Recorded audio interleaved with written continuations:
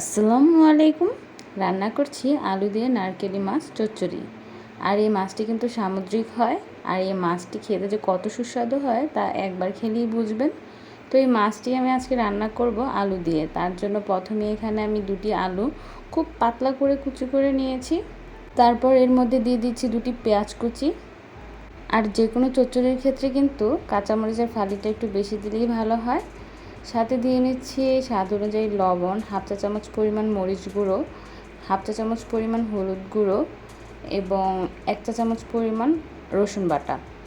চচ্চড়ির ক্ষেত্রে কিন্তু কাঁচামরিচটা বেশি দিয়ে গুঁড়ো মরিচটা একটু কম দিলেই ভালো হয়। তারপর সবগুলো উপকরণ একসাথে খুব ভালো করে মাখিয়ে নিব যতক্ষণ না পর্যন্ত আলুগুলো অনেকটা সফট হয়ে যায়।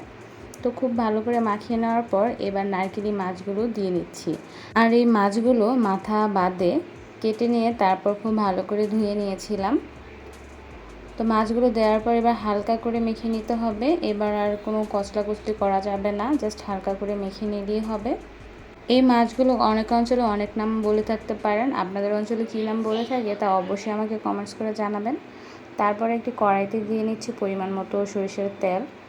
তারপর মেখে নেওয়া সেই মাছ এবং আলুকে এর মধ্যে দিয়ে দিচ্ছি।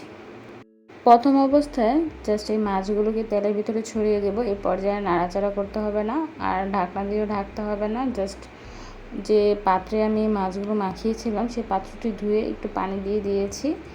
যখন এই পানিগুলো টেনে আসবে ওই পর্যায়ে একটু উল্টিয়ে দিতে হবে।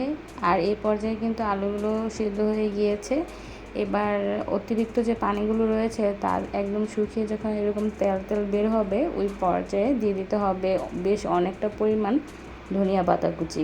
তো ধনিয়া পাতা কুচি দেওয়া হলেই একটু নেড়ে আমি নামিয়ে নেব।